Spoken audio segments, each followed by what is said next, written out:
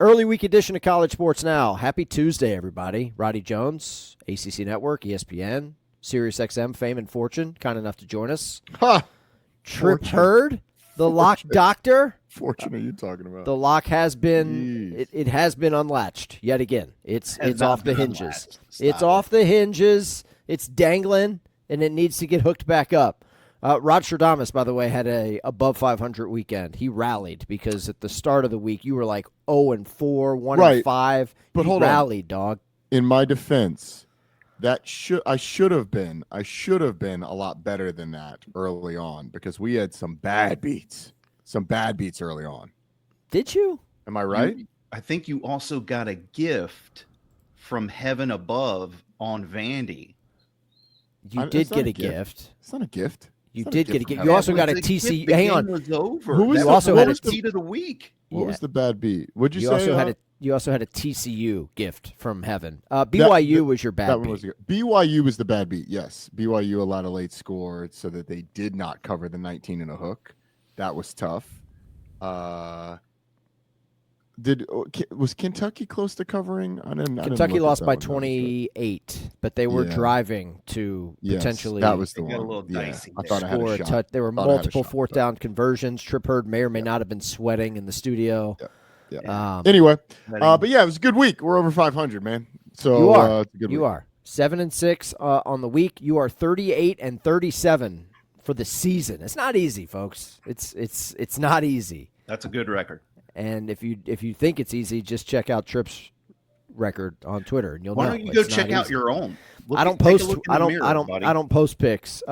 We will talk about my picks on Friday's show when Michael Felder rejoins the show. Throwing darts at us. But as we do with every show that Roddy does early in the week, we ask him how his trip was to the game that he got to call over the weekend. In this case, it was a trip to the ACC preseason game of the year, a game that was so big that Atlanta's own Ludacris decided to make the trip up 85 for a pregame concert. Roddy, how was the Luda show? And more importantly, your takeaways from Clemson, North Carolina. Luda was awesome. It was great. It did make me feel old because I go to a Ludacris concert, and I grew up with Ludacris. Like, that's what raised me. Ludacris raised me in hip hop. Ludacris and Outkast, like those are the two groups, and T.I. Those are the two groups that reared me as a child into manhood as a fan of rap. So going to Ludacris was like, all right. That was my first CD, like my first rap CD that I had was Ludacris. In case you're wondering, it's the one that starts with, "You mother, welcome to Disturbing the Peace family. Recognize royalty when you hear it." Actually, I think it starts with, "The royal is clean, Your Highness. Thank you, King." Like that's the one. Yes. Which one is that called? I can't even remember what the name of it is, but it's the one with Rollout. Anyway, so yeah, so I go for the original stuff. Like I go for the old school stuff, like Rollout and that CD. That was his second big one. That wasn't even the first one. But anyway, so he played some of that stuff, and let's just say the song that got the biggest ovation that he played while I was there, was his feature on Justin Bieber's "Baby." That's what got the biggest ovation. Like they played it, dun, dun, dun, whoa, whoa, whoa, whoa. That got the crowd on its feet the most because that's the era that these children were reared in. Like that was their first introduction. That is the word. To Ludacris. Children. Exactly. So that was sort of humbling. But then he played "What's Your Fantasy," and all of their moms started going to town on that, and I was like, all right, my people, 35 and older crowd. When you see the moms, no, what's your fantasy? That's a good one. Exactly. You see, you hear the moms saying, "Back seat, windows up." That's the way, and the kids are like, "Oh my God, Mom!" And it's like, "How do you think you got here? How do you think you got here?" Bingo. Ludacris. Is how you got here. Anyway, Ludacris is good. In terms of the game, like the game was terrible. I will say, let me distill my thoughts as best I can into about 120 seconds. Please do, because I've got a follow-up question, but go ahead. Okay. Clemson improved. I think that is somewhat undeniable, though tough to judge. Clemson made it look like it was supposed to look. North Carolina is the worst team in the country. They are poorly coached. They are way outmanned in terms of talent. And I think it is fair to ask about the culture and the overall ability of Bill Belichick to reach these athletes, because they play uninspired. There's no energy, and there's things coming out that are very damning about just the overall vibe that he's putting out. Like the pettiness about the Patriots is one thing, but ultimately I think what we have to assume and not assume, basically what we have to take away from this is that they did a terrible, they came in with a lot of hubris. We are going to turn this into the 33rd NFL team. We, because of our NFL experience, are going to be awesome. They hired a staff that with very little college experience, and they touted all the NFL experience, but very little college experience, which means when they jump into the college environment with the transfer portal and with recruiting and all of that, they have no idea what's going on. They are paying premiums for players that are not good enough to play at the level that they're playing. That are not good enough to play in the ACC on a week-in, week-out basis. Two, there's a lot of nepotism on that staff, and I'm not saying that's always a bad thing, but when Steve Belichick has the same temperament as Bill Belichick, like, who are these guys going to rally around defensively? Who's the coach that they believe in and that they relate to and that they connect with? Because reportedly, guys on defense don't even have Steve Belichick's number. Like, don't even have that is according to a WRAL story that has come out this week. The other part of that is the quarterback coach is Michael Lombardi's son. Well, Michael Lombardi's Bill Belichick's best friend. Michael Lombardi's son has never been a quarterback coach before. He's been an assistant quarterback coach in the NFL for 2 years, I think, but like has never run his own room, especially at the college level when you're bringing in guys. So this thing it's bad, man. Like the UNC thing is really bad. And is it unsalvageable? I don't know. But I think we really have to ask questions about all the things going on with Bill Belichick. Like the off the field stuff, you can put that aside if you want. Like I can or can't. Like I can go either way on that. But I think on the field, like hey man, like this dude hasn't really won outside of having Brady. Is that a thing? You know, has he lost his fastball? Is that a thing? Can he hire good coaches anymore? Is that a thing? Like, I think there are good people on that staff, but in terms of guys who are good coaches, I'm not sure many of them. Freddie Kitchens is a good coach. Like, he made it to NFL head coach. You don't do that without being a good coach. But I think the rest of that staff, it's very fair to ask, like, did we assemble a group of good coaches that are good teachers, relators, recruiters, all the things it takes to being a college coach? I don't know the answer to that. I think the answer right now is it's incomplete at best. So here's my follow-up question, and we will not talk extensively about Clemson and North Carolina because it was 35-3 at halftime.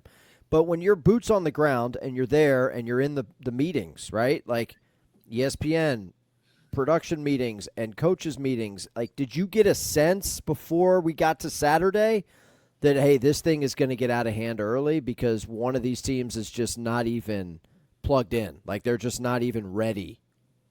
So not plugged in, not even ready. Like, you go into your production meetings with your crew only after all the meetings with the coaches and stuff, and you sort of give them sort of my take on what I think is going to happen. I'm not predicting, but I'm like, hey, here's what we should expect. Because in a game like this, like if you expect a blowout, like FCS versus FBS, you know, Oklahoma Temple, you're like, hey man, like, if this thing goes the way we think, we need to be prepared with all this other stuff. And so you have all this stuff built so that when filler time comes, you come.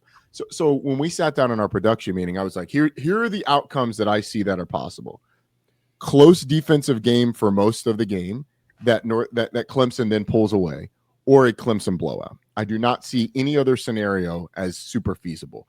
It's either Clemson stinks on offense, North Carolina stinks on offense anyway. Mm-hmm. But North Carolina's defense had not been terrible. And like, I said that a couple of times, and a couple people hit me up on Twitter like, oh, North Carolina's defense has been terrible. Like, watch them. I mean, that game, they were 13. It was a 13-point first half against UCF. It was like 13 or 17 points against TCU. Like, they provided some resistance. They're just on the field a ton because the offense is so bad. And so eventually they break down. Like, the second half against TCU was awful. UCF was actually okay for most of the game. They ended up, like, the dam ended up sort of breaking just because of, like, pressure. But generally, like, they had been pretty good. And like UCF, like the last drive of the first half ended in a touchdown. So it was 6-0 until the last drive of the first half where UCF goes down and gets a touchdown on a blown assignment. So like the UNC defense had provided some resistance. And so that's the one where you're like, all right, maybe Clemson is held, a couple touchdowns in the first half, like, and it's 14-0 at halftime. But the other option was complete blowout because North Carolina is just not talented enough to hang with Clemson. They are, I mean, they're really bad, man. They're really bad. They're not going to a bowl. They're not going to a bowl. No, they may not win another game. Like, here's the thing, dude. They got Stanford coming to town. I mean, you watch Stanford? Stanford's trying. Stanford plays hard. Thank you, Trip. Stanford is well coached and they play hard. They don't have the talent. But, like, I saw Stanford week 2 in person. And so you watch the film going up, and then you see him in person. I've watched one of their games since then, the game they beat Boston College. Like, the film of it. The other ones I've laid eyes on, but, like, I haven't watched them. Stanford looks like they are well coached, and they are trying. Like, their offensive line looks like they're seeing things the same way, and they're going to the right places. They just can't sustain the block because they're young and they're not good enough. They're not out of position on defense. They're just not good enough athletes to make tackles like Stanford, and they play hard. They don't quit. Like, Stanford looks like a team where Frank Reich is building a foundation, and you can see it. It's like, man, there's going to be something to work with if they can keep those guys here for the next guy. North Carolina is like the opposite. They are untalented. They had 3 pre-snap penalties because they can't get lined up correctly. They had a special teams thing where they had to burn a timeout because they had 13 guys on the field on a punt return. They don't play hard. Go and look at the Adam Randall play, the Adam Randall touchdown play, and tell me those guys are playing hard, because there's about 3 guys that have a chance to tackle him before he gets to the end zone. All 3 of them pull up. Like, that is not a team that's playing hard. That is not a team that's playing for its coaches. It doesn't look like a team that's being held accountable to effort either. And so, like, those are the damning things about North Carolina. North Carolina is averaging like 230 yards a game against Power 5 opponents, Power 4 opponents. It's a bit. And look, 2 of those were absolute blowouts. So like Clemson, most of their yards come on the first drive and in the second half, where Clemson was like, you know what, bro, we're halfway back to the upstate. Yeah, we are. Let's put the Sweeneys in. That's the area of the friends game. Friends and family. Yeah. Where's the Herb Street kid? Yeah, exactly. Let's get him out. We have another one. Let's put the dog in. Don't get me started on the dog. All right, you leave Peter alone. I want to shift gears. I want to keep it in the ACC. There was some good stuff in the ACC over the weekend. And Trip, I'd love for you to get in here. FSU Miami Saturday night. First of all, Roddy, I was giving you grief last week because I was like, you ain't gonna get home in time to see this game because you're gonna be dealing with Hartsfield, and you're like, nah, bro, I'll be at home. Uggs on, feet up on the ottoman by about 8:05, 8:10. Be ready to rock and roll for that game. Did you make it back in time for most of that game? Because people look at the final score and they're like 28-22, but it was really 28-3 in the fourth. But what'd you make? I meant to send you a picture. They play an hour though. I send you a picture. Yes, they do. Yeah, full 60 minutes. Yeah, you're right. Yes, they do. Yeah, bro, easy. Like, I stopped and got dog food and was in my house by 8 o'clock. Like, I made stops on the way home. Easy money, get bro. That Chipotle, extra guac. That was what did I eat? We had leftovers here, so I ate that. That was a Euro step in the lane layup. Like, that was a Manu Ginobili, easy. Shout out to Ginobili. Let's go. As long as Bill Belichick stops calling his 3 timeouts with less than 30 seconds left in a 38-3 ball game. Yeah. Hate to see it. To the point where Matt Berry comes on and he's like, Bill Belichick's calling timeouts for absolutely no reason, so we're going to go to a different game. Let me just tell you, the last 30 seconds of our game went off the rails because nobody was watching. We were like, Matt Berry saying what everybody's thinking. What the hell are we doing here? Anyway. Florida State, Miami. Miami was completely dominant. And here's the thing about Florida State comparatively on the same field as Miami. I felt like Florida State's defense against Miami's offense was like Florida State will walk away thinking, and Florida State fans should walk away thinking, we just don't have the horses. Like, we actually played hard. We stopped the run. We just don't have the horses to run with them at every spot.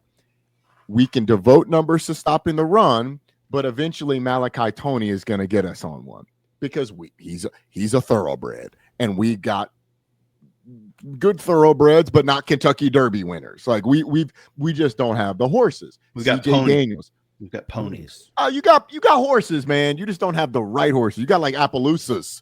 You got Renegade, and they're rolling out here with Secretariat.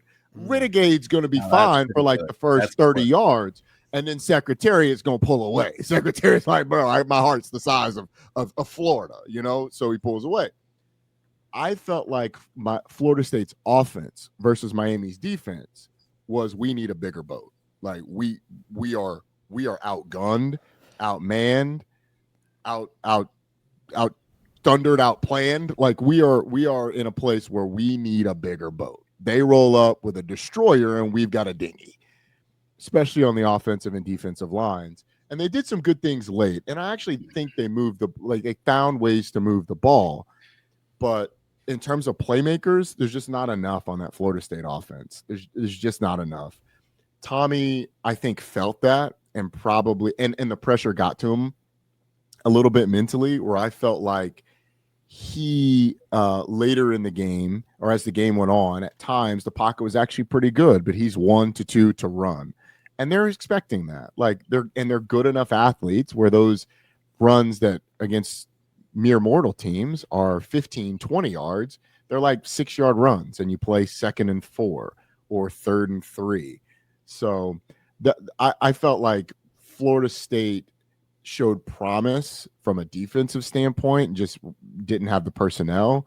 I felt like Florida State offensively was just overmatched by a Miami defense whose defensive line is dominant. Yeah, I think for me, I didn't walk away feeling that horrible about the game, honestly, because we were able to move the football. Now, it didn't look great. Like, it looked sloppy, and we did have some turnovers where we shot ourselves in the foot very early on. They got the momentum, and they just never gave it back. But my things that I jotted down were, I thought the offense for Florida State looked a little bit predictable at times. I also think Tommy's decision-making, not that great. Like the interception early on, that ball has you can't be running that way and throw the ball back across your body. Like that's that's one thing you can't do. And then we finally got the stop on defense. It's still in the first half. It's 14-3, but they finally got a stop. First play from scrimmage, the running back fumbles the ball. And that was, one of the things I wrote down. Roddy, I'll say you were right on defense. Bain, Mesidor, they're just a different level from what FSU's got right now. And I do think FSU's got some good players. Some of those players are still really young, and some of those guys are just not going to make it to the, superstar level. But yeah, Miami was really good. Yeah. Who plays Miami and Charlotte? That's my question. Like, we're forecasting this thing. We're halfway through the regular season, Hot Rod. If you want to get into that conversation, we absolutely can. Well, look, I mean, I say that because, like, here comes Virginia. Okay? We know about Georgia Tech coming off a bye week, but Jackets are lurking. I know you don't want to face those facts, Roddy. I know you want to keep – you're going to take Virginia Tech plus 14 this week. You're going to keep buying dubs. I know how you get down, big fella. But somebody's got to play Miami and Charlotte, and it ain't going to be Clemson, and it ain't going to be Florida State. So who? So if you want like the emotional answer on who I think it's going to be, it's probably Georgia Tech or Virginia. If you ask me who the best team is out of that, I think it's Duke, but they've got the toughest path because they play Georgia Tech, Virginia, and Clemson, who is all of a sudden resurgent. I think you could consider SMU in the conversation, but similar from a schedule standpoint. SMU from a schedule standpoint I know they have they have Clemson, they have Miami, and they play Louisville, who's dangerous. So I think it's probably Virginia if I had to go out on a limb, but I think Duke is the best team. The thing is, Duke plays 3 teams that are tough. Georgia Tech and Virginia do not. Georgia Tech, I think when you look at like big matchups, Georgia Tech goes to Duke, which I think could be a loss, but Virginia Tech, Syracuse, at NC State, at Boston College, Pitt. Not a murderer's row at all. Virginia's is even easier. They get non-con against Washington State, but then they go to Carolina. They go to Cal. Wake Forest is punchy. Like Cal is an interesting team because they'll be exciting offensively, but still a young quarterback. He threw 3 picks last week. So you don't know what you're going to get. That trip can be weird. Ask James Franklin. That trip can be weird, and depending on time of game, like you could get a late game. But Wake is ascending, but like they're not likely going to be there in the same class as at Duke and then Virginia Tech. So, I think Virginia is probably the team, but they don't beat Virginia Tech. That's the thing. Like they don't beat them. So historically, you're right. What is that? Is that the like Commonwealth Cup, Governor's Cup? What is that rivalry? What Virginia Tech? Commonwealth Cup. Yep. Commonwealth Cup. Governor's Cup is Kentucky Louisville, I think. Yep. But it's like 19 of the last 20 they've lost to Virginia Tech. They won in 2019, 2018, something like that. 2019. Yeah. Just like your favorite Stained song. It's been a while. So. Is that Stain? I thought so. I could be wrong. I don't know. That would fall in that would fall in your category of. No, I'm not. I wasn't a big. That's like 99X. Yeah, I guess it would have been. Yeah, you're not wrong. You're not wrong. We're going way back here. Yeah. So all right, I'm good with that. Virginia, Georgia Tech, Duke, SMU, 4 for 1. Somebody's got to go to Charlotte, but Miami looks like the class of the ACC. And if we're going to revisit a discussion from 2 weeks ago, they look like the class of the southeastern United States. They might just be. Even though I would push back that like southern Florida, I don't really consider that like the South, but geographically it is. I didn't say the Southeast because that's not the Southeast. I said the southeastern part of the United States. That's an important clarification. So South Florida is not the Southeast. It's not the South. It's South Florida. Like it's fun down there though. I like it down there. Yes, it is. It's pretty cool. All right, week 6 takeaways. Trip, take it away. Why don't you run the show here because I got takes, bro. Okay, good. We've kind of hit on every single thing that I wrote down, but I came prepared today. The best thing I saw, we've already talked about. I had Tony Daniels, Bane Mesidor for Miami. That was kind of the difference. They've got a few guys that are just on a different level, but Virginia off the Florida State win to go on the road to Louisville. That's a Louisville spot. I mean, that's not a good spot for Virginia, and they end up winning outright. I thought that was great. And we already talked a little bit about Wake, too, going on the road as a 6.5-point dog and winning. But, yeah, I don't have to leave the ACC. Those are all my best of the weekend. What do you got, Roddy? I think Virginia going and winning that game with 237 yards of offense is – in back-to-back weeks, you have had the most impressive win of the Tony Elliott era against Florida State, but this Louisville win was the best win of the Tony Elliott era because of the situation, because your offense was completely inept. Like that offense, which has been explosive, was asleep. Defense scored 2 touchdowns for him, and they win it in overtime. Like it's a gutsy, gritty, muck it up. We kind of suck today, but still get out with a win. And in a spot where everybody was like, look, you're kind of going to suck today. Mm-hmm. The thing that you want in that situation is not beautiful football. You'd love that, but you're not going to get it. It just doesn't happen in college football, especially for a team that's not used to beating teams like Florida State. But you want to find a way to get out with a win, and they did that. So that's a great one, Trip, because I do think that was a huge win. Best thing I saw this weekend was Neuheisel. Jerry Neuheisel, the offensive coordinator. He's not the offensive coordinator. He's the play caller at UCLA. He was phenomenal in that game. I don't know how, but he did something that Tino Sunseri couldn't do, something that Josh Heupel couldn't do. He freed and unlocked Nico Iamaleava. Nico played confident. He played tough, and they made Nico likable. Remember when we all hated Nico because of what he reportedly did at Tennessee and his people wanting more money and all that? Everybody was rooting for Nico. That was an all-time performance. Counted for 5 touchdowns against Penn State, and Jerry Neuheisel, I think, was a big reason why. And I say Neuheisel, not just Jerry, because CBS leaning into Rick's reactions was just great TV, and it was unbelievably moving and touching. Like, if you have kids,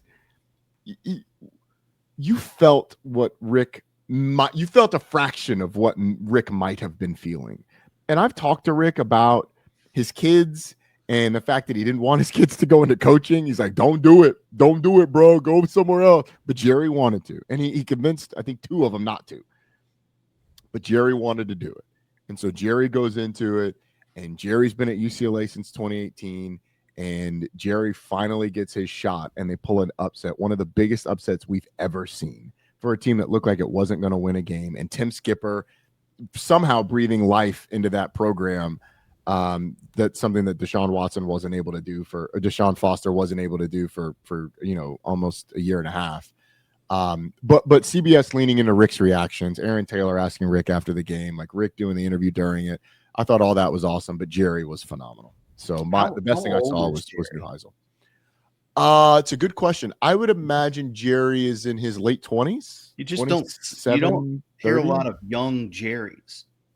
Yeah. So Rick, I don't know what Jerry's real name is, but Rick's name is Richard Gerald Neuheisel. So he might be Gerald. And Jared Neuheisel is 33 years old. Jerry is? Not a lot of young Geralds. But yeah. He looks younger than that. He looks like a Lannister too, but that's neither here nor there. He does. Joffrey Lane. Yeah, you just lost to Joffrey. Yeah. All right, Hartzell. Well, just real quick on the UCLA bit, I will be lifting the UCLA football ban. The moratorium to talk Bruins football on CSN will be removed for the Wednesday show with Wayne Cook for obvious reasons. We will give that man the floor. I know his phone's been ringing off the hook. We had him on College Sports Today yesterday, man. Like, I wanted Wayne to – we didn't give him – I just wanted him to have 15 minutes to just be happy about UCLA, man. 15 minutes? That's like one answer. I mean, that guy doesn't stop. He was very succinct, much more succinct than I thought he was going to be. I was about to be like, Wayne, hey, man, let it loose. Well, SiriusXM called. I think The View, Good Morning America, Fox and Friends. I mean, Wayne's just been in his bag. So we will lift the ban on UCLA football talk for part of the show on Wednesday when Wayne stops by. For me, best thing I saw, Dallas Wilson. Duh. 6 catches, $111, 2 tuds. Gators back? Question mark? As you wear your Gators shirt. Listen, Roddy, I just grabbed polos out the closet, dude. I'm not really giving it a ton of thought. All right? I'll tell you what polos I'm not going to be pulling out of the closet. Isn't that what everybody said? Oh, I just put this on. Oh, I get dressed in the dark, man. Like my wife and kids are sleeping. Like I'm tiptoeing around the house. Trip. You know your shirts by feel, don't you? At this point, like you grab it and you know this is like one of 3 shirts based on how it feels, right? Yes. I mean, you knew that was the Gator shirt, Steven. Yeah. My closet is color coordinated. I know where the blues are, but I just reach, man.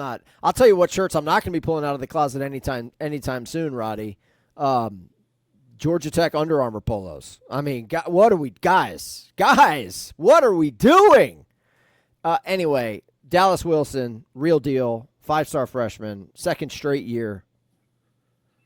Why are you bringing up the Under Armour thing? Are they doing it like mid-season change or something? No, they announced it and they're doing it next year. And I don't know why Steven's all excited about it. It's all about right. It's not a great brand. It's not a great athletic apparel brand. I know it's all about the money. One of the best. It's like one of the top 3. What are you doing with this? No, it's are they not, still Roddy. Russell right now? The shoes are trash. They're Adidas. We got a hard enough time getting guys to go to the flats, getting them into school, like recruiting kids. Now you got to sign a deal with Under Armour. Like none of these basketball players want to wear Under Armour shoes. I've seen them with Steph Curry's before. Man, those are bad. The Steph Curry's looked awful. The later ones are, but some of the early ones, I see guys with them. Second straight year, Billy Napier's job has been saved. Because I don't think we're done here. I don't think this was like a blip on the radar. Second straight year that a freshman comes to Coach Napier's rescue, a true freshman at that. And extend Billy Napier right now. Well, cowards. Do it. Knowles haven't beaten him in a while, so we'll see how that goes. But I don't think we're done here. I don't think it's been a while. Year. I'm sorry? They didn't beat him last year. Okay, well, there you go. What have you done for me lately? Rivalry game. Trip, I before we move off of maybe we can fit it into one of these segments. Best thing I saw, worst thing I saw, all that stuff. Can we go back to the Miami Florida State thing one time? Because there was a note here that I wrote down that I wanted to get back to. Mm-hmm. When I said Florida State didn't have the horses defensively, I also think Miami targeted one of those horses and went at that horse like maybe it was just 3 or 4 times. I wrote down 4. Maybe it was more than that, but they went after one of those corners pretty consistently. So was it my guy? Oh, which one's your guy? Jabril Rawls. What number? I don't think it was Rawls. Hold on, was it number 3? It was not. No, it was not. It was number 19. It was number 19. I don't have the 2 deep in front of me, and I haven't done one of the games. Is that Quindarius Jones? It's Jerry Wilson. Jerry Wilson. I'm not saying you have to, but we did this last week. I've got some clips if you want to see, because I thought Miami did an excellent job. You going to the big board? You got the telestrator? We're going to the big board. Yeah, we're going to go to the big board. What did they call this on ESPN? Was it Roddy's wand, Roddy's clicker, Roddy's what did they call it? No, it's Herbie's clicker. Like Herbie's. No, but you had one. What did they call it? Roddy's rewind, maybe. Yeah, Roddy's rewind. Let's get some imaging on that trip. That was circa like 2000 and I don't know. Bro, we've been here since the beginning, Roddy. We got in on the ground floor, okay? All right. We were with you when you were still Maserati. Now let's Maserati. That's a good name. All right, I'm gonna add you to the stage here now. Hang on. Go. Here we go. Roddy's right. big board. Let's go. So up top we got CJ Daniels. Oh, and that's not gonna work out. Yeah. We got CJ Daniels and our guy Jerry Wilson. And look, this is not meant to pick on Jerry. This is just meant to show that Miami saw something and that they were targeting this. Gonna go coach 30 here. So big game. Miami's in town. Pissed down my leg. No, I'm not. But you're gonna get play action, and the safety is gonna come up because it looks like it's cover 4. And so when you play action to this side, the run support player ends up being the play side safety, or what becomes the play side safety. So the play action here gets play side safety to take a step. He comes up, which basically makes it 1-on-1 out here. Watch what CJ Daniels does and how he presses the outside shoulder and gets this guy to flip his hips this way before he goes back inside. So first off, look at the play action. So watch his eyes in the backfield. Play action, step up, boom. Now you're 1-on-1 on the outside. Got him. CJ Daniels has pressed, turned around, stepped on his feet, and then he goes back inside because you got 1-on-1. Carson Beck, what a dime. The other thing that I want to show you is like, this is we need a bigger boat territory. Just look at what Carson Beck is going to throw into. I don't know why that went dark. Look at what Carson Beck's going to throw into. I mean, this is,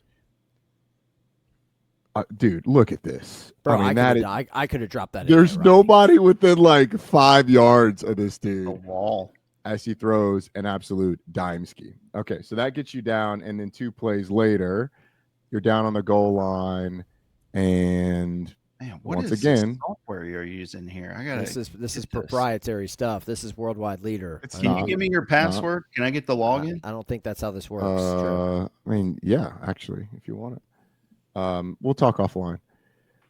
Let's see. Hold on. I'm sorry. By the way, Varsity Network on YouTube. If you want to see Roddy's clips, we're on YouTube. We're also streaming the Blitz on YouTube. I sent Roddy a link on Saturday to give me notes since we're TV stars, and he didn't respond. Just absolute crickets. So it's fine. Well, you told me that you're on YouTube. Like, what am I supposed to do? Go to it while I'm Click on driving? the link to that I airport? sent you. I sent you the link. Like, hey man, why don't you tune in? Give me notes. I want to be a TV star like you. Crickets, bro. You didn't He say was give me texting me all notes. day long. He was like, just "Hey, said- Trip, great job. You're doing good on the levels. Appreciate it." Yeah, I mean, yeah. Fair. All right, so this is the touchdown. Again, we got our matchup to the top. Look at our matchup up here. This is goal line, so it's going to be man-to-man coverage anyway. But watch what CJ Daniels does, how he sets this up. I mean, once again, like our guy jumps outside, just a little jab step, just a little jab step, huzzah, and then back inside, bam, touchdown. That's easy money. This easy one money I thought sniper was really, right there. It's easy money. So I think when Carson Beck saw that matchup, he was going there. This one a scheme. So this is a 4th and 3, and I think this is a great design to get to get a matchup that you really like. So bunch to the top. These 3 guys, 1, 2, 3, are going to be responsible for the 3 receivers down here. So I'll rewind it. So these 3 on defense are responsible for these 3. What Florida State's going to do is they're going to let the routes develop, and then this guy takes the in-breaker, this guy takes the outbreaker, and this guy takes the point. He's going to take the point no matter what. But the 2 back guys are going to take these 2 guys depending on where they go. Well, Florida State does a switch release. So CJ Daniels comes inside, forcing him on this guy. Malachi Tony goes outside, which means he's going to be on the outside corner. So what happens is that because of the release of the tight end, this outside corner has to work because he can't get beat. He can't get beat to the sideline. Like, that's the last thing you want. You get beat to the sideline and you're dead. Because of the release of the tight end, because Malachi Tony's kind of right behind him, he's got to jump hard outside. Is Malachi Tony going outside? He is not. He is going back inside. So they scheme it up so that you get on the outside defender. And so Malachi Tony's his in-breaking route is automatically going to come open inside because you're scheming up to have the guy who already wants to keep outside leverage. So you press him outside. The release of the tight end is what makes this. It widens the defender out, and Malachi Tony gets lined up on our guy. Dart delivered by Carson Beck, and then they just can't tackle him. But again, like I think they liked the matchup with 19. I think they wanted Malachi Tony on this guy because of the release. He jumps outside. So Shannon Dawson schemes up. I think this is a 4th down play. Yes, 4th and 3. Shannon Dawson schemes up what is always going to be a first down because of Malachi Tony, and then he just makes people miss and goes down the field. So I think early on they really liked that matchup.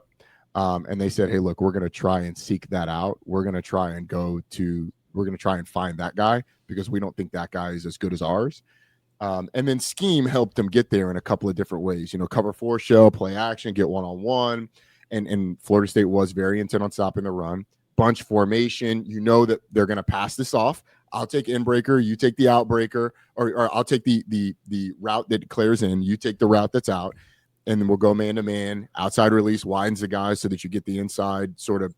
It ends up being a seam just because there's nobody there, but I think it was actually supposed to be like a hook right at the line. So I just think Miami did a great job, and Florida State just don't have enough DBs. So there you go. They did, and they've got a quarterback that can make the throw, and they've got a guy like Tony who once he catches the ball, not every wide receiver on that 4th and 3, not every wide receiver gets to the end zone there. Yeah. And I think if you look at every single correct Trip, you're absolutely really right. Good. And I think if you look at any of the deep shots, all of that was like Miami play action to get a one-on-one, and then Malachi Tony just running away from people. It was awesome. And Carson Beck was phenomenal. It was the first game he played where it hadn't rained at all. Like there was no precipitation, and it was probably his best week throwing the football. Yeah, he looked good. Miami finally played a road game, and they looked the part, man. And I'm looking at their remaining schedule, dude. They got to go to SMU on November 1st. I mean, at Virginia Tech, at Pitt. If it's cold, the Pitt game, like keep an eye on that. Sure, yeah, bro. Well, we'll talk about Pitt because I think that's on Tripp's list, man. That is Jekyll and Hyde team, man. Good luck trying to figure those guys out. Yeah. Speaking of Pitt, my worst thing of the weekend was Boston College. So, if you're paying attention to the lines, Pitt opens against Boston College as a 6.5-point favorite. Saturday morning, they say no Eli Holstein, and no Reed at running back. Line stays the same, 6.5. It doesn't move. So a lot of these wannabe handicappers online are jumping on Twitter like, hey, got to take BC, got to take BC. Like we have a friend, Hartzell and I, who was sending us a tweet like, hey, you better jump on BC. No quarterback, no Reed. And BC went on to lose by 41 points. I got blasted. They got blasted. Now, another thing, Pitt is on deck this weekend for Florida State. Where's that game? That could be interesting. Is that at Acrisure Field? It's down at the Doak. Okay. Yeah. All right. Dude, so BC, golly, I thought this team was good once upon a time. They have, you talk about like not really knowing what they had from a skill position standpoint. I think their offensive skill has not been as good as maybe I anticipated. I thought Turbo Richard would have been more involved the last few weeks. But Lewis Bond has been rendered mostly ineffective. Dylan Lonergan has really slowed down. He was like top 5 in the country in passing for most of the first 4 weeks of the season. But Pitt is Jekyll and Hyde, man. They have invented ways to lose against Louisville a few weeks ago. West Virginia, obviously. And look, Mason Heinschel, the third string quarterback, who's a true freshman, ended up being really good. Like, I mean, he threw the piss out of the ball, like in terms of velocity. He threw the ball. I need to do my research on that young man, by the way. I need to know if he's a member of the tribe, because if he is, then I have to embrace him. It's not many. I mean, there's not, especially playing pro college football. So there's Drew Brees down at Tulane. Yes, Jake Retzlaff. Yes, we are aware. Although he had an honor code violation at BYU, and that's a red flag for me, frankly. But he had the sex. Like, are you against consensual sex? I thought there were issues on the consensual part. I don't want to. Did he turn himself in? There were accusations that it was not consensual, which were then rescinded, which then just made it an honor code violation because you're not allowed to do the sex. Well, I mean, I'm pro sex. I want to make sure it's on the up and up. At what age? I mean, obviously, we're not here for. Jake Retzlaff's like in his 20s. He's okay. He's all right. He's legal. But it takes two to tango. The other person also needs to be of legal age. Thank you. You took us down this path. Okay? You took us down this path. No, you said that he had an honor code consensual violation. I stated the fact. You could have just left it there. You could have let it lie at honor code violation. But you dug in, Roddy. We did the sex. Okay? Sorry for any parents that have kids in the car. Worst thing you saw, Roddy, from week 6. Dude, how can it not be the Pennsylvania State University? And I went to, like, this is just the game, I guess everything for my takeaways is coming from. But, like, what are we doing? What are we doing? I understand the fact that, like, new play caller, you don't know exactly what you're going to get. You're supposed to be so much better than UCLA. You could line up in base defense. Just call whatever your base defense is. Line up in that and go play. And get stops. Like, that's all. That's what you got to do. It's easier said than done. I know. But also, can we start to have the conversation? People have started to have it, I guess. But, like, can we stop with the Andy Kotelnicki love? Like, he ain't good as an offensive coordinator. At least he's not good at connecting to this team. They are ineffective running the football and have been all year long. Katron Allen and Nick Singleton combined for 89 yards against UCLA rushing the football. 89 yards. Like, what are we doing? And then there's the whole Drew Aller thing. But hold on. Not just the 89 yards. UCLA's defense gave up 199 yards rushing to Northwestern, 298 to New Mexico, 148 against UNLV, and 286 against Utah. All of those were more, except for the UNLV number, than what Penn State had. What are we doing, Penn State? And now they're not going to make the playoff. Like, they are not effectively eliminated, but, like, spiritually they're eliminated because they go to Ohio State. They don't beat Ohio State. It doesn't happen, especially on the road.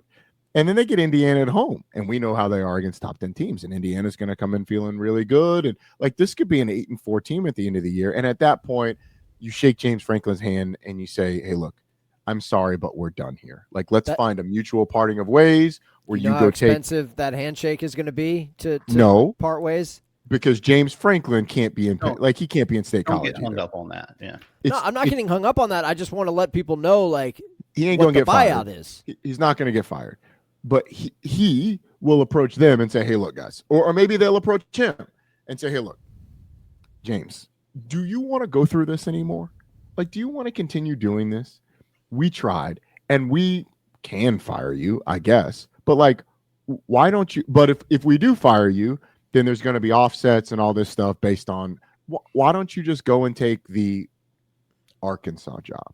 Why don't you just go and take the UCLA job? Why don't you just go and take the Wisconsin job? And we'll call this thing a day. Like we'll go on. We'll be boys. You get your whole buyout or whatever negotiated agreement we're at. Like you leave, we leave. Everybody, you're not fired.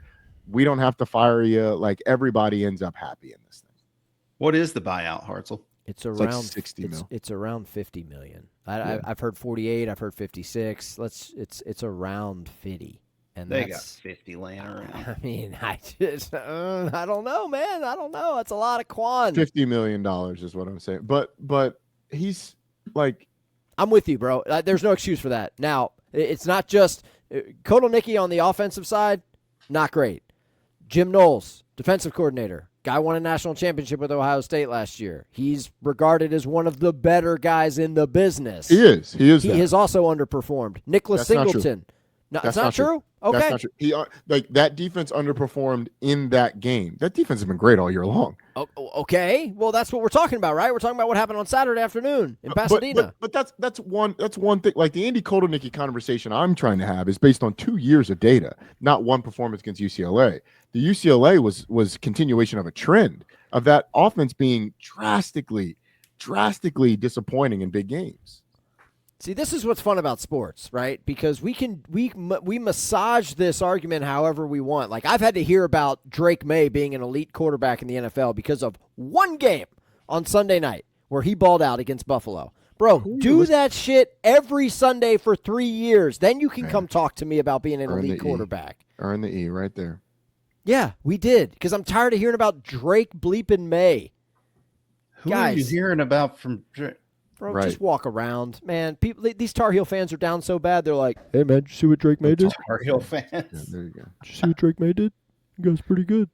Yeah. Hey, when's basketball season start? Worst thing I saw from the weekend: Diego Pavia and these red zone turnovers. Saturdays when basketball started at Diego, dog. You not only did you cost me the over with these red zone turnovers, 1 pick, 1 fumble. You also let Bama do something with 20 seconds to go that really, really hurt me, okay? Which was Jam Miller up the gut. What the hell? What is Alabama even doing? I get why are we Kalen doing DeBoer's taking care of his people. I mean, I respect that. He might pull a hamstring. What is the point? Just good coaches win, great coaches cover. All right? Kalen DeBoer, great coach. However, Diego, my son, and you had Johnny Manziel hitting the vape on the sidelines. He had the Diego Pavia jersey on. Like, vibes were high. They had this game, Roddy. I know you watch film. Vanderbilt did some nice things. They hung around with Bama, bro. They hung around. Yeah. I'm not. I hate Listen, it when you do this. Hang on a second. Really if you want do you want to sell your Vanderbilt stock today? Because if you do, I'm here to buy it all. Are you selling? Hell yeah. Okay. I didn't have any stock. As I said in August before the season started, and I will double down on right now on October the 7th. Hear me out. Lean in close, folks. Pull over to the side of the road, especially if you live in the state of Tennessee. This is reckless. Vanderbilt is still going to run this state when it's all said and done at the end of the year. They're going to beat Tennessee. They are a better football team. I'm not discouraged by what I saw. Do I wish Diego hadn't turned it over in the red zone twice on Saturday? Yes, I do. He cost me financially and emotionally. However, it's illegal. We're going to be fine. We're going to be fine. Why are you we in this thing? Because I'm the only one who's been touting Vanderbilt all year. Everybody else is like, "Oh, miss." LSU, yeah, you're not. Because they actually nobody was arguing back on Vanderbilt. Vanderbilt's a very good football team. Vanderbilt's a fine team, but Vanderbilt to me slots in with like the mid pack of the SEC. And so like when you throw out everybody throwing out all these other teams, that's my voice. Get your own voice. That's my voice. Okay, that's well, I my have to make fun of your voice. I think Vanderbilt is in that. Excuse me. Sort of LSU, Florida, Missouri, Texas. I think they're in that conversation. Like I think Tennessee's slightly above that group. Atlanta, bro. Good, I didn't say they're going to play for an SEC championship right now. But I think this is still a 9-win team. This team can win 9 games. So you're saying two different things. I mean, like, they're not going to. They're not going to. I'm telling you that they are. Okay, I think Vanderbilt's probably 7-5 at the end of the year. Bro, find me 4 more losses on the schedule. Find me 4 more. LSU. That defense is better than Alabama's, and you saw what Alabama's defense did to Vanderbilt. I don't know about Texas, but I think they dropped one of Missouri or Auburn. Oh, you're offending me. You are offending me. Auburn can't beat Diego Pavia. It can't happen. It hasn't happened. Not with Coach Freeze there. It just hasn't happened. So, sorry. Vandy might not win again this year. You're right. I think all of those games are winnable and all of those games are losable. That's where Vanderbilt is, and that's where this league is. Like they don't play anybody. Kentucky's probably not losable. Bro, Kentucky's terrible. They're so bad. There's going to be a coaching vacancy in Lexington. It's probably where James Franklin will go. It's probably not losable for Vanderbilt. Like, but that's the only one. Especially when you look at where is that Tennessee game being played? It's at Tennessee. I don't care, Roddy. Dude. I do not care where it is. They can play that game on the surface of Mars. I don't care. Okay? It don't matter. How many times has Vanderbilt listen, in Diego I trust. Was I disappointed with the 2 red zone turnovers on Saturday? Yes, I was. But Diego, my son, we will bounce back. We going to be all right. Okay? I don't know how you have so much faith in Diego Pavia. I really don't. I think he's a nice player, man. I think he's a nice player. He's top 3 quarterback in the league. A little bit annoying. He's top 3 quarterback in the SEC. Top 10 in the league? No, top 3 top 10 in the SEC. Oh, top 3. All right, give me your 3. He's top 10. Yes, he is top 10. I mean, I'll give you Ty Simpson. Give me your 3.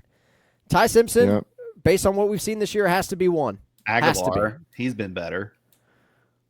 Sorry, Aguilar has been better.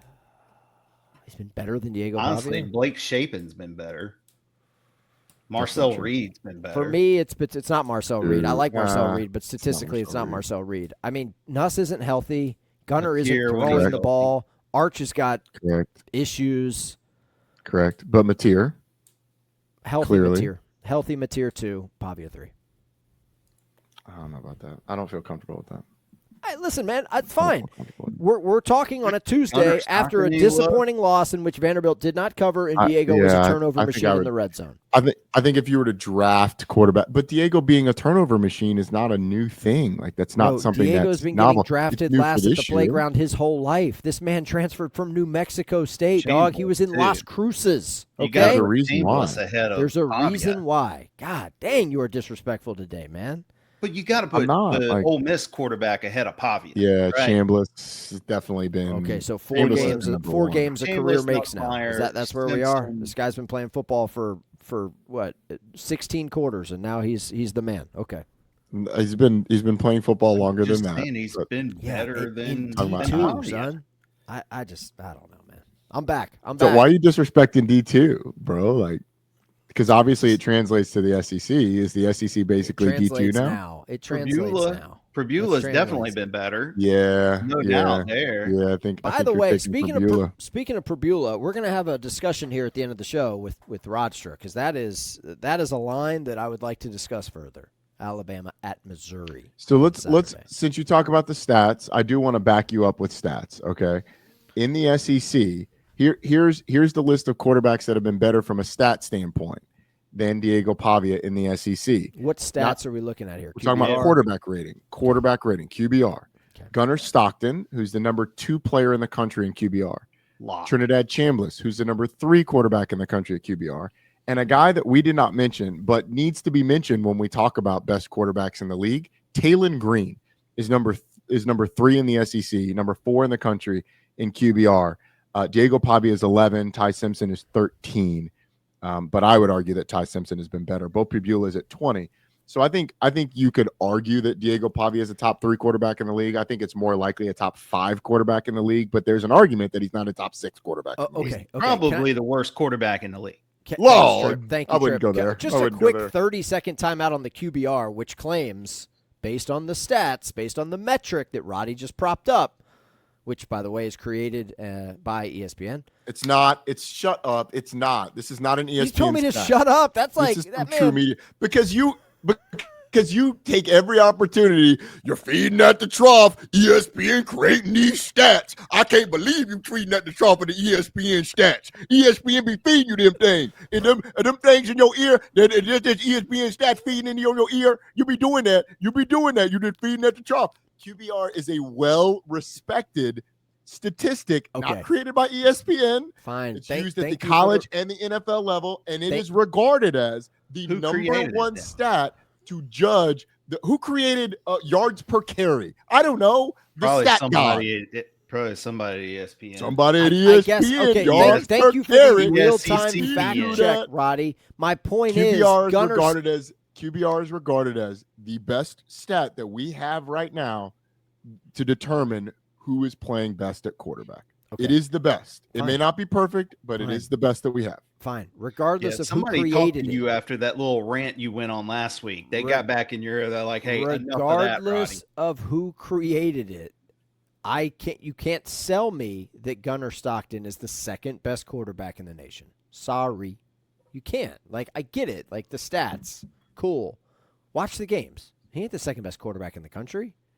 He's a lot like Pavia. He's not asked to do very much. Pavia does it all. But Gunnar doesn't do a whole lot. Yeah, no, he does. He does do a lot. Gunnar does do a lot. All right. They're kind of similar guys. It's just Stockton's way better. The guy's got 5 touchdowns on the ground. I think when you look at the overall production and so the other thing that QBR takes into account is who you've done it against. And so opponent does matter in this. And so Gunnar's performance against Tennessee will absolutely weigh heavier than Diego Pavia's performance against Utah State or whoever the hell they played. Virginia Tech, Charleston Southern, Georgia State, and Utah State. Like the Vanderbilt schedule has been soft, bro, to this year. So I'm sorry that your beloved Carolina looks pretty bad too. I'm sorry that your beloved Vanderbilt took a loss at Alabama. It's not a loss to be ashamed of, but they're going to be in dog fights for the rest of the year. They're not going to blow teams out in the SEC. And they're going to win some and they're going to lose some. Thank you, Michael Vick. I'm here to buy all of your Vanderbilt stock. So you think they go better than 500 from here on out? Yes. 1, 2, 3, 4, 5, 6. They got 6 games. Sounds like a wager. I mean, what do you want to bet, Roddy? You want to? No, I don't want to bet. I'm not rooting against Vanderbilt, so I don't want to bet you. But you're rooting against me personally on a personal level. I just don't understand your emotional obsession with Diego Pavia. I don't. I like underdogs, man. I like underdogs. I'm here for the story. I think Vanderbilt ends up probably 3-3 the rest of the way, which makes them 8-4, which is very respectable, especially in that league. Bro, they got Mercer and Kentucky on the board. So I mean, we literally just got. Hang on, that's the. There's wrong no Mercer. team. Get the hell. That's Missouri. What are you talking about? I was on the wrong page. Let's just go to this thing that shocked us from the weekend. Yeah, now that we've figured out Pavia is the worst quarterback in the SEC, something that shocked you. I'll tell you this: you guys are looking at this Penn State thing the wrong way, because what happened is UCLA proved to the whole world just how deep the Big Ten is. There are no layups in the Big Ten. Am I doing that right? Am I doing that right? Oh my God. That's the SEC. The SEC folks. Am I doing it right here? Oh my God. Just a deep conference. There are no layups. Not in the Big 18 Ten. 18 deep. That's what you're saying. 18 deep. Lord, Trip. It's well done by you. I don't think the SEC is doing that anymore because you can't defend Kentucky. Like you just can't. Exposed. Not this year. Last year you could be like, well, they did go to Ole Miss, but yeah, this Kentucky team's going over league play. They're bad. Real bad. I don't think so, man. Not in this college. I Oh, that's thought right. UCLA They play Kentucky, so yeah, that's right. Or they play Vanderbilt, so they'll get right against the doors. You're right. My bad. All right, Roddy, what shocked you? Let's Steven go next. I'm not ready yet. I support the troops. Navy Air Force box score. I mean that thing should be hung up. That under was a layup. Was it though? And then it wasn't. No, it never was. Every time we looked up on the screen, and Trip, you can vouch for this because we had it on at noon. It was one of the early games on the Blitz. Every time you looked up, there was a dude streaking down the sidelines. No one else in sight. And it went both ways. It wasn't just like a one-sided affair. The Navy passing numbers, I'm going to pull this up. I had it up earlier, and then we did a deep dive on Diego, and I got distracted because that's what one does. What's our man? Blake Horvath, 20 of 26 for 339 through the air. I mean, this dude was chucking the rock. It was like just big plays everywhere. This dude, Heidenreich, the wide receiver who, he's a tight end, but on Navy, he's a wide receiver. 8 catches, 243, and 3 scores. Weird number. That's a program record for receiving yards in a game, in case you're wondering. I just thought it was – it just kind of, in the spirit of the question, what's something that shocked me, the Navy Air Force total being like in the 50s, and then the fact that it flew over with no problem. That the way in which that happened was pretty eye-opening for me. Also, shout out to Army, who went on the road and beat the DILF. I mean, it was a good day for the troops on last Saturday. Sounds like you're just trying to take a shot at me for taking the under in that game, which everybody take the under. Listen, man, we all shoot or shoot. It's not it's not easy to handicap games. If it was easy, everybody would do it. Don't go broke if you take the under in all the military games. 100%. Generally speaking, yes, but in this one, where Roddy's like, it's a layup. Rodstradamus got. You take it every time. You don't try to be the guy who tries to just pick whenever it's not going to happen. Yep. That's how you go pro. Sure, 100%. All right, so for me, I'm going to go to Nippert for the thing that shocked me. I thought Cincinnati was going to win the game. I took Cincinnati to win the game. I didn't think Cincinnati was going to control the game the way that they did. I mean, that was a 2-score game for the vast majority of the second half. That game was 31-15 at halftime. Wagon. Cincinnati might be the second best team in the Big 12. They might not. There's a lot of teams that can say that, though, Roddy. That's the thing. How many? BYU? Please, let's have this conversation. BYU? Yeah, I'm not a – yeah. You saw BYU. You seen them. Oh, BYU. There's still Utah out there lurking. Yeah, Utah do be lurking. Arizona State lurking. And nobody's talking about them. That's true. You talking about a guy who Pavia couldn't hold his jock if he had a dump truck. Okay. Sam Levitt. Okay, very good. Thank you for that imagery. That's a lovely thought. It's a big jock strap. Sam Levitt's jock. Hoover, big old jock strap. Yeah. I think TCU, Utah, Cincinnati, Arizona State, BYU. So you got 5. I think that's the list. I don't think you're going much deeper than that. But I do think that Cincinnati's got the best quarterback in that conference. Yeah. Brendan Sorsby. He's been awesome. What's he on the beloved QBR? He's like top 10, right? Yeah, he was 6. He's now 5. He's number 5 in the country in QBR. Yeah. He's been awesome, man.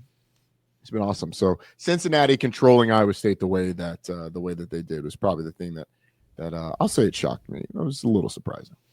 Yeah, Big 12 race is going to be fun. I think the ACC, as we talked about, similar discussion. Who's the second best team? SEC is still, I think it's still pretty wide open, honestly. But we're going to learn a lot about A&M, Oklahoma, Texas this weekend. Apparently, there are listen, Roddy, you're as plugged in as anybody. Oklahoma being a little clandestine with their plans. Like they practiced indoors yesterday. Mateer wasn't supposed to be back for Red River, but will he? I guess is a question for Oklahoma, Texas. Yeah. I'm excited. It's funny because people are like, there's no way he's going to be there's been enough though from Oklahoma Twitterverse and Oklahoma has leaned into it. So whether or not he plays, like Brent Venables is aware of the rumors out on social media, and those rumors, I think you should fuel like in this game. But hey, yeah, let's go practice indoors. It does nothing to us to go practice indoors, but it makes Texas have to prepare for 2 quarterbacks. Like they have to prepare as if Mateer is going to play. They also have to prepare as if he's not. So that takes time away. So I think it's a good call. You mentioned Cincinnati, by the way. I did add them to the Wagon Watch. They're on. Hey, before we do the imaging and go to Wagon Watch, I don't think there is any imaging, but I have crossed a couple teams off the list. I do the imaging. Rock me, mama, like a wagon watch. Rock me, mama, any way you touch a wagon wheel watch. Wagon watch me. Okay. Let's try this again. Me, mama, like a wagon watch. Rock me, mama, like a wagon watch. Hey, wagon watch me. Can I just say, in my head, it was going to be something like something about John Mateer. Something like a John Deere. Hey, wagon watch me. I haven't actually sat down to write the lyrics. We're just spitballing here, you know. This is so off the top of the it's been a segment for 3 weeks. I would have thought somebody would have taken it and run with next it. Week. We'll have it. Okay. We'll have it next week, right, Trip? All right, that's fine. My point is there are teams that have come off the Wagon Watch. Vanderbilt, Florida State, JMU. They've been removed from the Wagon Watch. Yeah, JMU. God, hate to see those guys fall off. Yeah, I know you do. You just can't go down to Georgia State and be scoreless at halftime. Like you gotta score. You gotta matriculate the football down the field. They did get the dub, 14-7. But I have added North Texas. Huge game for the Mean Green when they host Memphis on Friday night. North Texas is a fun squad. USF is obviously a well. What am I trying to say? Established brand in the G5. So that's a huge game in Denton. Cincinnati has been added. Memphis is on there. Ole Miss is on there. Indiana, Oregon, 2 wagons going head-to-head Saturday in Eugene. Give it to me. And I gotta keep La Tech on there for now. I mean, they're 5-0 against the spread. They're the best team against the spread in the country. They're 5-0, and they've covered by more than any other team. I mean, that's got to count for something, right? So there's your Week 6 Wagon Watch, Roddy. You wanna add, remove, edit that list? You okay with it? Yeah. I'm good with that. You know. Do you want to put Miami on there? I feel like they leave the back door open a lot. Wait, what was the line on the Florida State game? They covered. It was like 4.5. Did they cover? Yeah, there were some bad backdoor beats. Well, Florida State technically had a chance. They decided to kick the field goal late rather than go for the touchdown. That would have really pissed some people off. SMU or made a lot of people's day. SMU Syracuse was the most egregious one that I saw. 31-3 in the fourth quarter. Here comes Cuse. 16 unanswered to just 31-3. I didn't think it was 31-3. Yeah, that's what you call a bad beat. Speaking of bad beats, Rodster, you want to make some picks before we get out the door? Of course. You went 7-6 last week. You did rally from a bit of an early week deficit, a hole, if you will. It's not about how you start. No, it's not. You had some. I mean, you had some good picks on here. You called UVA. You called Florida. You called Duke. You called Notre Dame. Did you get a couple of luck box dubs here with TCU Absolutely. and Bama? Yes, you did. A couple of hard losses too, but also BYU, bad beat. Houston was just a bad decision. That was just a poor choice. You went up against a wagon and you got run over by the wagon. So yeah, I thought they'd play better. It's okay. It's all right. Can we leave the Oiler uniforms that they wear once a year? Can we just put those away? Like I don't. And can the Titans just become the Oilers again and wear? Oh, that was such a great look. I don't know why in the world they wear those stupid-looking uniforms they have. They are stupid. Titans game was crazy too. Yeah, that's a word we're not allowed to use in the Hartzell household. Stupid, but you know what, Trip? We're here amongst adults. I'm not. What do you guys use instead? Dumb? Neither are you. Just not I mean, we just try to come up with other ways to express how we feel without saying that word. It's a triggering word for me because I've been trying to get our kids to be, just more respectful in general. Anyway, we can do a separate episode about parenting. Cause I would love to know what words are not allowed. You got 3 girls. You got your hands full as it is. Y'all watching K-pop Demon Hunters? Yes or no? Just a quick yes or no. I had this discussion with Chris Budden yesterday. We are not, but don't start. Yeah, but we have been someplace where it has been on, and so that song "Soda Pop" is like that. My girls do sing that, just because of one exposure when we were at a friend's house where they put it on. So it is catchy, and like I took a gander at it a couple times. Like, this is stupid, and you're watching like, okay, I can see why. Yeah, I can see why a kid would be mesmerized by this, but Trip, don't put it on, man. K-pop, what was it? K-pop. K-pop Demon Hunters, and like when you say Demon Hunters, like my wife automatically is like, "Yeah, we ain't doing no demons." It's like Herm Edwards. Watch out with them devils. Watch out with them devils. Yeah, it's a Netflix cartoon movie thing. And what is K-pop? It's Korean pop music. Yeah, they used to do some hilarious SNL skits. On that, there was I can't remember if it was 60 Minutes or HBO. I think it was like 60 Minutes. They did a story on K-pop and how like it is, because BTS was super big. You guys remember BTS with Dynamite? Yeah. They're gonna start tonight. And they were like they were the biggest one, but there had been a couple before and there had been a couple since. And it talked about how like basically K-pop is or maybe it's just one label. I can't remember. But they had developed this formula essentially on K-pop where you have all of these different roles that you're filling within a group. And so there's like 6 or 7 of them, and each one has a role that sort of harkens back to an old boy band. And obviously they all speak Korean, but they each speak English and then like one other language, like a little bit of one other language. So you can throw in like a line in Spanish, and so like the Spanish crowd will just bop to all of it, and then they'll get their one line where it's like, oh, I know that one, and then you move on.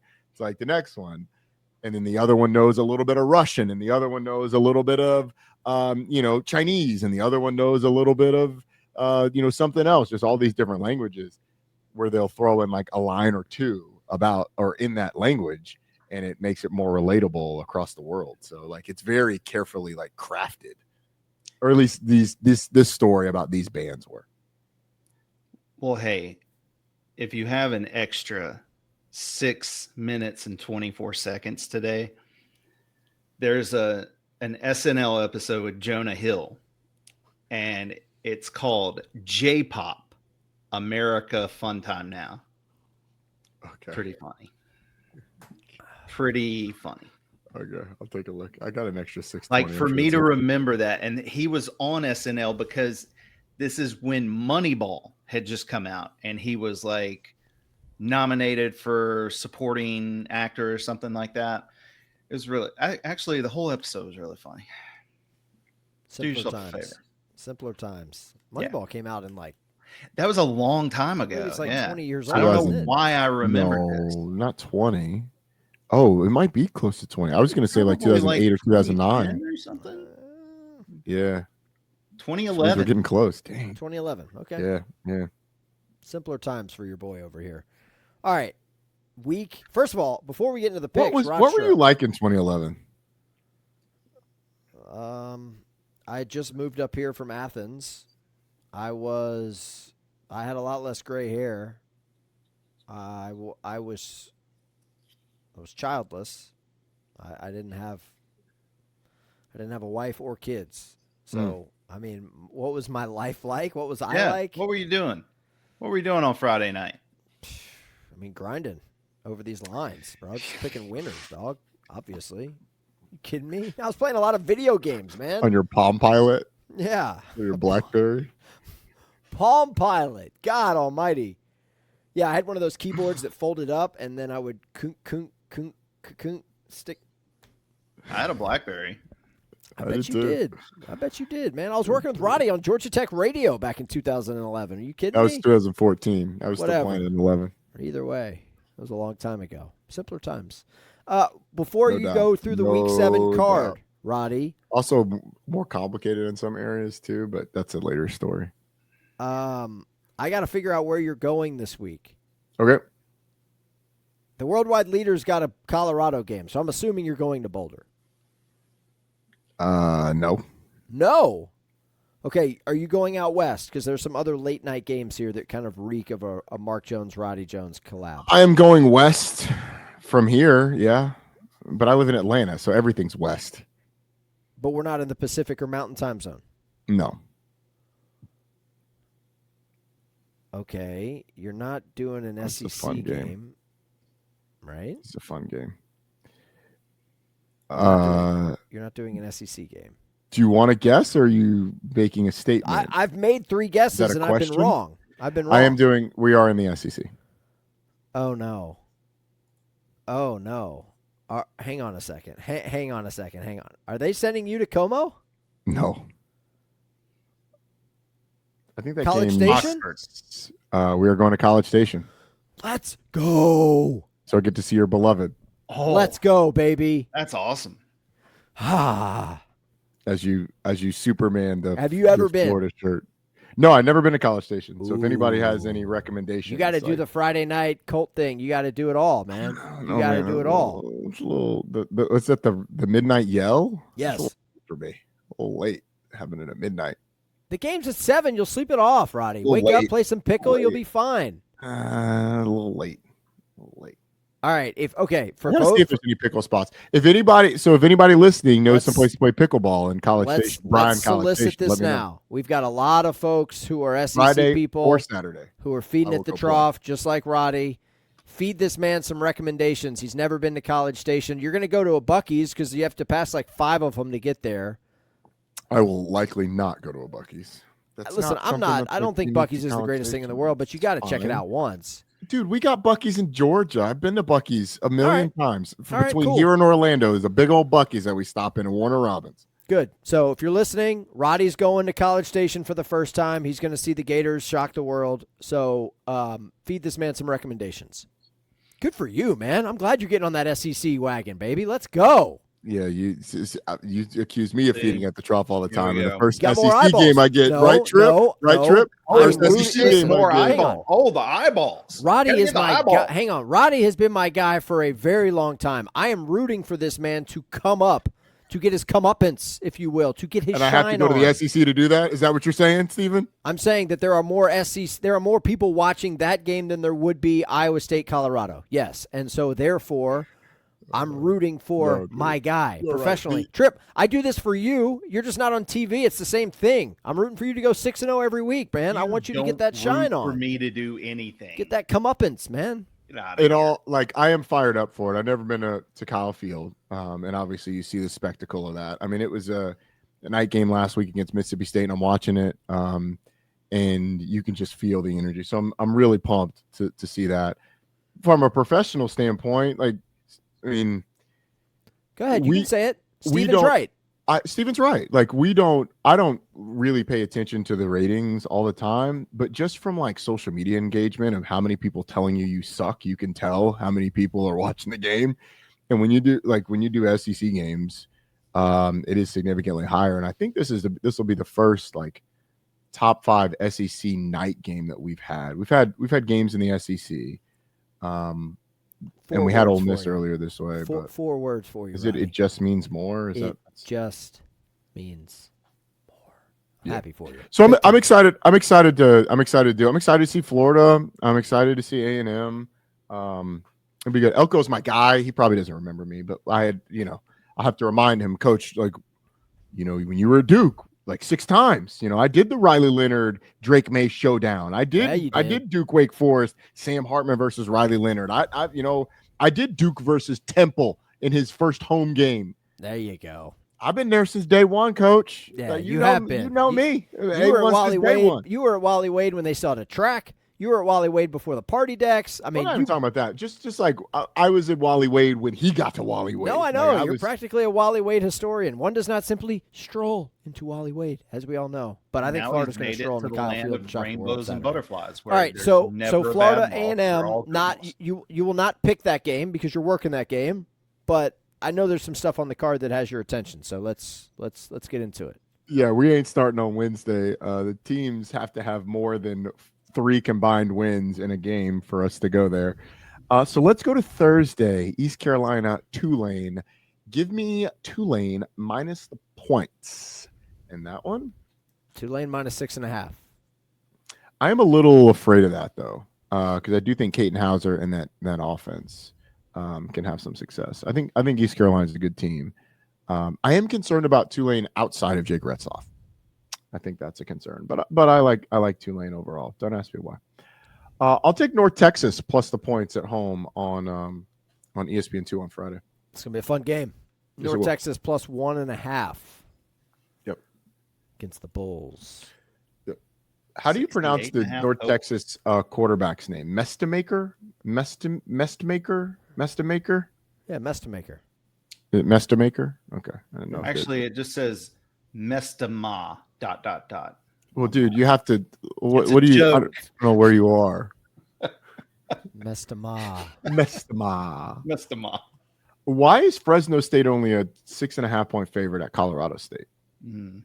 I mean, Colorado State got housed last week. Is there something that I don't know with this? They've been getting housed all year. Look, it's at elevation.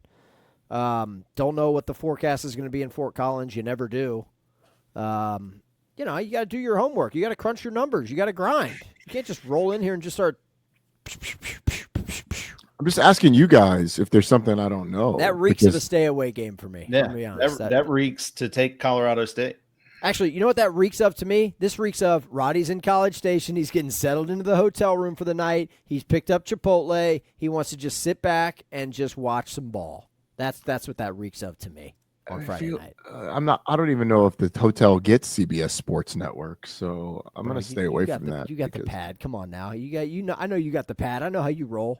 Yeah, how I do. All right, let's go to Saturday. We'll start at the noon slate. I like Alabama minus the 2.5.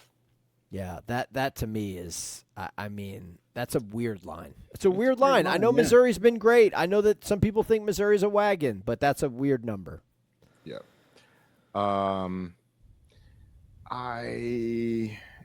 Illinois, Ohio State could go either way for me. Like, I think Ohio State could blow them out, but I also think, and some of that could be Illinois imploding, a la the Indiana game.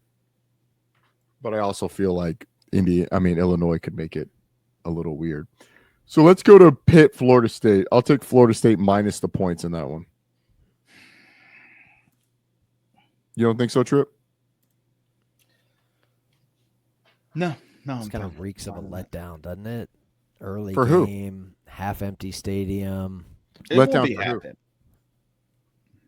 It won't be half empty. Okay. Yeah, it won't be half empty. It won't be full, but it won't be half empty. And I mean, if it's somebody off a letdown, it's Pitt. They won by 41. Pitt would be the letdown. Would be pissed off. Could not agree more. Like, Florida State's lost 2 in a row. If Florida State's going to get right, like, now's the time. If they don't cover in this game, like, there's reason to worry about Florida State for the rest. But Pitt has been weird. I mean, that's for sure. Pitt's been tough to what? Read on. No, they haven't. They suck. Wow. Well, Roddy. They've been hard to bet on because they led by 10 in the backyard brawl in the fourth quarter and 11. somehow still didn't win. They led by 17 against Louisville. Backup quarterback last week that we were just talking about as a 6.5 point favorite, won by 41. So they've been a little tough to figure out. Yeah. Like nobody had Pitt winning by 41 last That's fair. week. Very fair. Very fair. Yeah, their third stringer. Yeah, no doubt. All right. I'm sorry, UCLA, but I'll take Michigan State minus. Wow, fading the Bruins. Yeah, letdown spot. Massive letdown. Especially a 9 o'clock body clock time kick. Yeah, sorry. How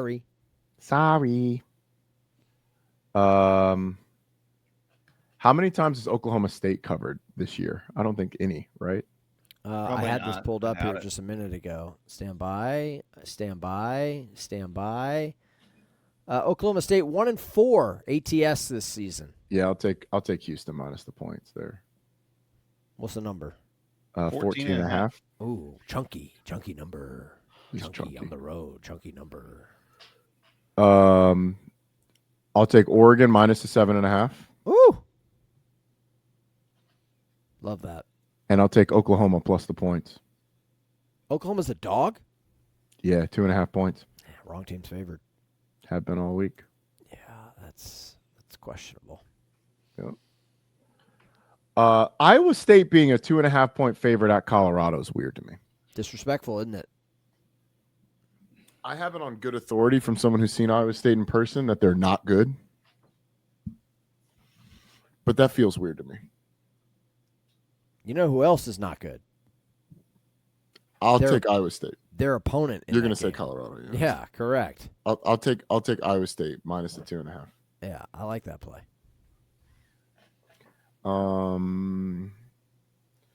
Let's go TCU minus 1.5 at Kansas State. Kansas State's falling apart, guys. Yeah, I'm aware. I watched the end of the Baylor game. It was tough. It's tough to see. Falling apart. Oh yeah, sorry, I forgot to take Virginia Tech plus the points. And there it is. How about Wake Forest out at Reser Stadium? Dude, I saw that one. I'm a little. What do you mean? Why are you surprised that they're favored?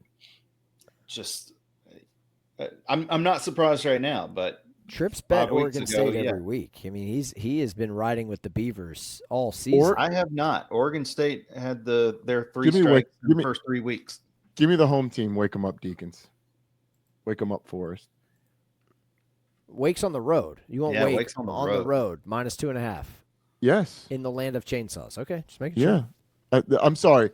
What I meant is the hometown team for you guys. They're in Winston-Salem. Yes. We are. This is Deektown. If you walk around, you'll know. This is Deektown.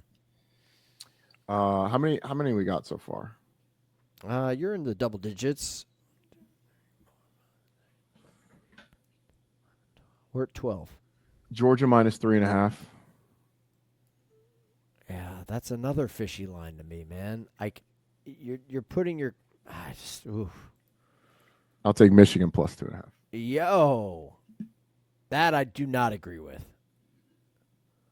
But I'm excited. Why don't you agree with that? I just don't know if Michigan can keep up. It's USC can't stop the run. Michigan's going to run the football down your throat. Here's the thing that people need to realize. Mike Elko kind of said this earlier this year. Like, there's two sides of the football. So man, I don't know if Michigan can keep up. There's defense too. Yeah, no. Defenses also play. And when defenses play, good defenses prevent offenses from scoring touchdowns. Michigan, I think you would say, has a good defense. Have you seen Jaden Mayava's QBR ranking, though? He's number 1 in the country. Are we correct, or are we on the same page about Michigan having a good defense? Sounds like Hartzell doesn't get it. Sounds like he doesn't realize it. Are we on the same page about Michigan having a good defense? Michigan has good defense, correct? Correct. Okay. USC offensively, USC has good offense, correct? I would say it's better than good, actually. You'd say it's a great offense. I'd say it's elite. You think USC has an elite offense? Statistically, yes. Some of that. Well, they're the second best offense in the country, all that stuff. I would say the offense is good. They've played Missouri State, Georgia Southern, at Purdue, Michigan State, Illinois. Okay. Who they played. Not good enough. To display to us that they have an elite offense. Okay. So what's the best offense that Michigan's vaunted defense has played this year? Nebraska? Like, is that list the offenses that Michigan's vaunted defense has played? Oklahoma. I would say Oklahoma's offense pretty good. What did Michigan do against that Oklahoma offense? What, they give up 24 or something? I mean, they were pretty good. I mean, they were pretty good. It wasn't. That's fine.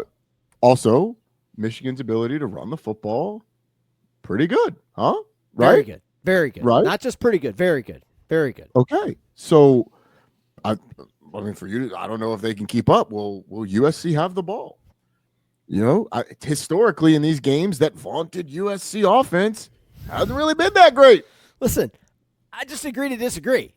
You're on one side of this game. Somehow, I'm on the other. You are once again smoking what Lincoln Riley's handing you.